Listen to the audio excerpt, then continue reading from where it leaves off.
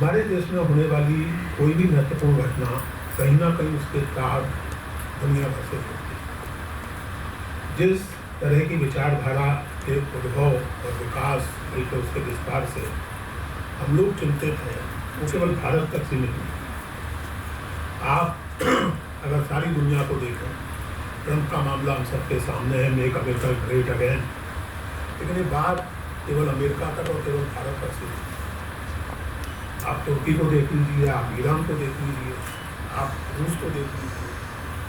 दुनिया के हर देश में, चाहे वहाँ किसी भी धर्म के मानने वालों की संख्या बहुसंख्या हो, एक अजीब तरह का व्याम हो अपने किसी खो गए स्वर्णिम अतीत के लिए पाया जाए। और ऐसे प्रोजेक्ट्स बहुत ही लोकप्रिय हो रहे हैं दुनिया भर में, जो उस स्वर्णिम अतीत को वापस लाने का वादा करते हैं।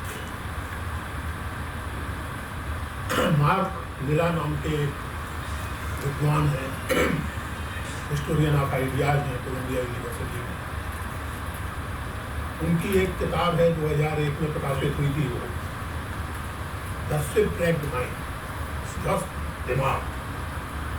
उसमें 2001 में वाजपेयी जी उन्होंने लिखा है कि दुनिया भर में एक तरह का टिरेनोफिलिया पैदा हुआ। लोग तानाशाहों से प्रेम करने लगे। लोकतंत्र और लोकतांत्रिक नेताओं को अक्षम, बेअसर, हमारे यहाँ प्रचारित किए गए मुहावरे में कहें तो पप्पू, ये माना जाने लगा है। और इसलिए हमें एक ऐसा घांसू धाकड़ नेता चाहिए जो सबको सीधा करे। ये 2001 में वो लिख रहे हैं और एक तरह से भविष्य को देख रहे हैं कि टिरेनोफिलिया दुनिया भर में आप देख सकते हैं, पुतिन हो, तुर्की के वो सज्जन हो, कोई हो, हमारे महामानव हो, ये एक बहुत दुनिया भर में चली प्रक्रिया है। और इसलिए जब हम आज साहित्य और राजनीति के संबंध की बात करें तो इस व्यापक परिप्रेक्ष्य को ध्यान में रखना चाहिए। हिंदुत्व और हिंदू परंपरा की बात वाजपेयी जी ने की, तो ये हिंदुत्व के विरोधियों और आलोचकों की समस्या है, हिंदुत्व की समस्या नहीं है। सावरकर तो सन 1923 में ये दो टूक कह चुके थे कि जिसे हिंदुइज्म कहा जाता है उसका हिंदुत्व से कोई लेना नहीं। इससे ज्यादा स्पष्ट और कोई क्या कह सकता। इसके बावजूद अगर इस देश की लोकतांत्रिक ताकतें हिंदुत्व के और आरएसएस के साथ गठजोड़ करती रही, सरकारें बनाती रही, भ्रष्टाचार विरोधी आंदोलन में वाम पार्टियों के नेता, वाम लेखक संगठनों और संस्कृति संगठनों से जुड़े हुए लोग अपनी उपस्थिति दर्ज कराते रहे, तो कम से कम इसके लिए आरएसएस को दोष उन्होंने कभी छुपाया नहीं अपना एजेंडा। आरएसएस ने कभी नहीं कहा कि देश में सरकार सुचारू रूप से चल सके इसलिए हम हिंदू राष्ट्र के विचार को त्याग, कभी आर्टिकल 370, यूनिफॉर्म सिविल कोड, ये सब बैक बर्नर पर रख देंगे। They never discarded their essential idea for education. ये बात भी हमें ध्यान रखनी चाहिए। राजनीति और साहित्य का संबंध, जैसा आनंद पांडे ने राजनीति और साहित्य का संबंध, जैसा आनंद ने अभी संकेत किया, हमेशा से रहा है।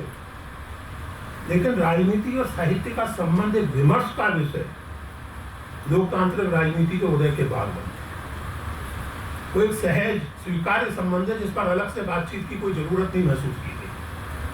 महाभारत अपने आप को काव्य भी कहता है, इतिहास भी कहता है, आनंदवर्धन उसे काव्य भी कहते हैं, शास्त्र भी कहते हैं, और महाभारत जाहिर है राजनीति के बारे में है।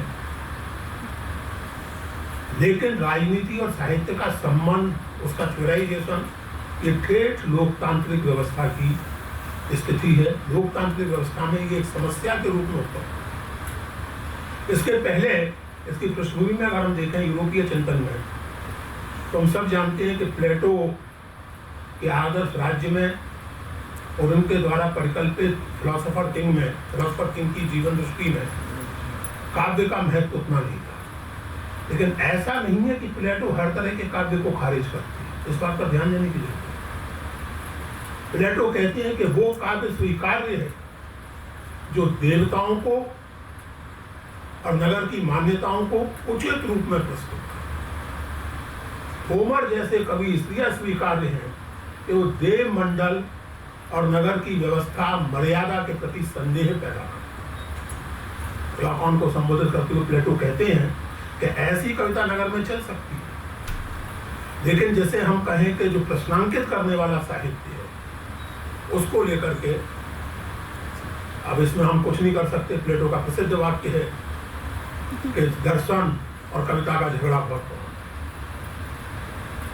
ये ध्यान रखना चाहिए। और इसीलिए कार्ल पॉपर ने प्लेटो को open society and it's enemies नामक पुस्तक में ओपन सोसाइटी का सबसे पहला एनिमी, क्योंकि वहां ये स्पष्ट है कि साहित्य किस प्रकार का होना चाहिए इसका निर्धारण सत्ता करे। ये भी इसलिए मैं ये कह रहा हूं कि ये भी कोई नई बात नहीं, और ये आगे चलते हम इसे विविध रूपों में देखते हैं। आचार्यों का काम है ब्रह्म निरूपण करना और कवियों का काम है कविता के जरिए उसका प्रचार करना। कवि स्वयं ब्रह्म की कोई परिकल्पना प्रस्तुत नहीं कर सकता। कवियों का काम है दिए गए नेशनलिस्ट या कम्युनिस्ट या सोशलिस्ट एजेंडे के अनुसार करना। और इस स्थिति में शाही जी की वो चुटकी बहुत मानी फेल हो जाती है कि प्रगतिशील आंदोलन ने, और केवल प्रगतिशील आंदोलन ने नहीं भाई साहब, हर राजनीतिक आंदोलन ने ऐसे लोग पैदा किए, करने की कोशिश की जिन पर ये बात लागू होती है कि जो ट्रेड यूनियन नेताओं के बीच में लेखकों जैसी बातें करते हैं, लेखकों के बीच में ट्रेड यूनियन नेताओं जैसी बातें करते हैं, और जहाँ दोनों मौजूद हों बगले खाते हैं। तो स्वायत्तता जो है वो केवल साहित्य की नहीं होती, स्वायत्तता राजनीतिक कर्म की भी होती है। और इसलिए इस संबंध को, इसकी नजाकत को बहुत ध्यान से देखने की जरूरत है। मैंने अभी कहा कि राजनीति खास करके एक खास तरह की राजनीति साहित्य से कुछ मांग करती है, कहती है कि साहित्य को ऐसा होना चाहिए। एक सवाल पैदा होता है जिसकी ओर संकेत किया भी वाजपेयी जी ने कि साहित्य की अपनी आत्मछवि क्या है। और मैं ये कहना चाहता हूँ कि साहित्य के बारे में, उसकी राजनीति के बारे में आपकी जो भी समझ हो, प्रगतिशील, प्रतिक्रियावादी, दक्षिणपंथी, वामपंथी, राष्ट्रवादी, अंतर्राष्ट्रवादी, जो भी हो, मेरा ख्याल है इस पर एक सार्वभौम सहमति हो सकती है कि साहित्य का काम आपकी संवेदना का परिष्कार करना। साहित्य से ये उम्मीद सभी करते हैं, पाठक भी और रचनाकार भी। भवभूति को अगर याद करें तो असल में तो रस एक ही है। भवभूति के उत्तर रामचरित में तापसी या क्या नाम है उसका, वो कहती है कि असल में तो एक ही रस है, करुण। वही विविध स्थितियों में विविध रूप ले लेता है, जैसे एक ही जल कहीं भंवर, कहीं लहर और कहीं बुदबुदा बनता है। करुण शब्द शायद हमें अटपटा लगे, अगर हम उसे अपनी आधुनिक शब्दावली में ढालकर कहें संवेदना, संवेदना का विस्तार, तो साहित्य का बुनियादी काम तो संवेदना का विस्तार। अगर ये स्थिति है, अगर साहित्य के इस बुनियादी प्रकार पर हमारे बीच सहमति है, तो इस समय साहित्य और साहित्यकार की भूमिका क्या हो सकती है और राजनीति के प्रति हमारा रवैया क्या हो सकता है। जैसा मैंने निवेदन किया कि केवल भारत में नहीं, दुनिया भर में इस समय जिस तरह की राजनीति का एक दबदबा है, एक वर्चस्व लगभग बन चुका है, वो राजनीति बुनियादी तौर से मनुष्य की संवेदनशीलता का व्यवस्थित रूप से विनाश करने वाली है। जब दुनिया का सबसे ताकतवर कहा जाने वाला आदमी ये कह सकता है कि वो जहाज बचाए भी जा सकते थे लेकिन हमने डुबो दिए जस्ट फॉर फन, वो आदमी बस पब्लिक मीडिया पर खुलेआम कहता है। वो ये कह सकता है कि हमारे पास मेडिकेयर के लिए पैसा नहीं है क्योंकि हमें युद्ध की तैयारी। वो ये कह सकते हैं कि हम एक प्राचीन सभ्यता को स्टोन एज में पहुंचा देंगे, ऐसी बमबारी करेंगे कि उसे हम स्टोन एज में पहुंचा देंगे। और ऐसा नहीं है कि ट्रंप कोई बेहद अलोकप्रिय हो गए, उनकी अप्रूवल रेटिंग गिरी है तो इसलिए गिरी है कि अमेरिका में गैस नहीं है, पेट्रोल महंगा हो और दिक्कतें होने लगी। आपके यहाँ भी आप देख लीजिए, दुनिया भर की समस्याएं हैं और माननीय प्रधानमंत्री का चुनाव वक्तव्य ये भी है, आज ही है, कि लोग धुरंधर जैसी महान फिल्म की आलोचना क्यों। मैं कहना ये चाहता हूं, इस बात को समझने की जरूरत है कि मूर्खता जब इतने व्यापक धरातल पर हो तो वो प्राकृतिक प्रकोप नहीं होती, वो कोई नेचुरल डिजास्टर नहीं होती, वो हमेशा एक ह्यूमन प्रोजेक्ट, वो हमेशा एक पॉलिटिकल प्रोजेक्ट होता है, मूर्खता का ऐसा प्रसार। मैंने अभी जिक्र किया मार्क लिला का, उनकी नवीनतम पुस्तक साल 1.5 साल पहले आई है, इग्नोरेंस एंड ब्लिस। उसमें उन्होंने इस बात की परख करने की कोशिश की और बेहद रोचक किताब है कि लोग अज्ञान में इतना आनंद महसूस क्यों करते हैं। ये तो हम सब जानते हैं कि इग्नोरेंस इज ब्लिस बहुत पुरानी कहावत है, लेकिन अज्ञान में इतना आनंद हम महसूस क्यों करते हैं? और उसका एक कारण ये है कि ऐसा महसूस करना आपको सिखाया है। निरंतर जो संप्रेषण के माध्यम है, जो बहुत तीव्र और बहुत प्रभावी हैं, सोशल मीडिया से लेकर के आपका इलेक्ट्रॉनिक टेलीविजन मीडिया तक, और दृश्य कितना ताकतवर होता है आवाज की तुलना में या बोलने की या लिखने की तुलना में, वो हम सब जानते हैं। निरंतर आपको ट्रेन किया जाता है कि आप अज्ञान का आनंद लेने लगे, आप अज्ञान का उत्सव मनाने लगे, मूर्ख होने में आप गर्व महसूस करते हैं। प्रयत्न पूर्वक आपके चित्त में करुणा को समाप्त किया जा रहा है। मुझे अपने उपन्यास नाकोहस के एक पात्र का वक्तव्य याद आता है, एक वाक्य याद आता है कि जिससे भय होता है उस पर करुणा नहीं। ये खाम खामे नहीं है कि दुनिया का सबसे ताकतवर देश अमेरिका वो भयभीत है, इस्लामोफोबिया आ जाएगा। जिस मुल्क में आबादी आपकी 85% के करीब है, वहां आपको भयभीत कर दिया गया है कि आप भी खतरे में। इस मुल्क में हिंदू पिछले 10 साल से निरंतर खतरे में चला जा रहा है और खतरा दिनों दिन बढ़ता जा रहा है। ये भय उत्पन्न करना जरूरी है ताकि आपके मन में करुणा ना हो।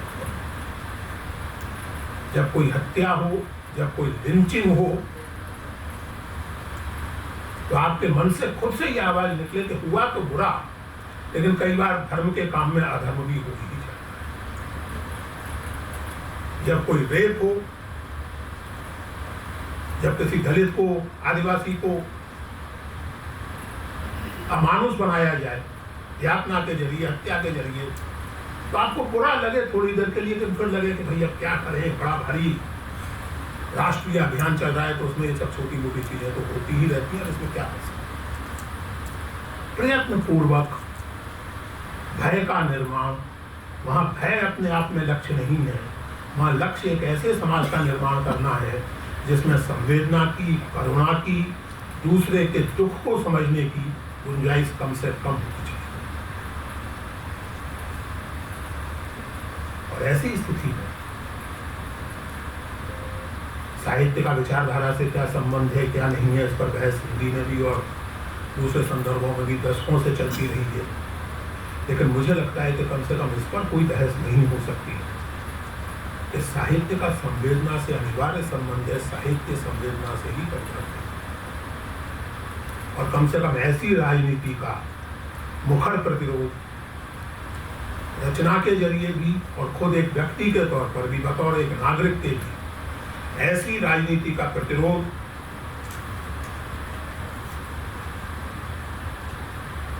मैं समझता हूं कि साहित्य का भी और साहित्यकार का भी नैतिक दायित्व। ये कोई चुनाव का मसला नहीं, वही वाली बात कि ये भी कोई सवाल है, ये कोई चुनाव का मसला नहीं। मुक्तिबोध के बहुत सारे पद, बहुत सारे फ्रेजेज हिंदी में बहुत चर्चित हुए हैं, बहुत लोकप्रिय हुए हैं, ज्ञानात्मक संवेदन, संवेदनात्मक ज्ञान आदि। मुक्तिबोध का एक अद्भुत फ्रेज है, वेदना स्थिति द पोजीशन ऑफ हेवन। सच्चिद वेदना तो बहुत प्रसिद्ध है ही। सच्चिद आनंद की जगह सच्चिद वेदना वो मुक्ति बोर्ड ने अपनी उस अंधेरे में सच्चिद आनंद पारंपरिक कैटेगरी को सच्चिद वेदना, लेकिन मैं बात कर रहा हूँ वाजपेयी जी वेदना स्थिति। मुझे लगता है विवेक वेदना स्थिति, वेदना स्थिति मुक्ति बोर्ड का शब्द है वेदना स्थिति में, उसमें जोड़ना चाहता हूँ कि विवेक। इस समय अगर साहित्य और साहित्यकार के विवेक की कोई परख है और कोई सबसे बड़ी जिम्मेदारी है तो वो ये है कि वेदना स्थिति से from a position of agony मूर्खता और भय का संचार करने वाली राजनीति का प्रतिरोध किया। धन्यवाद।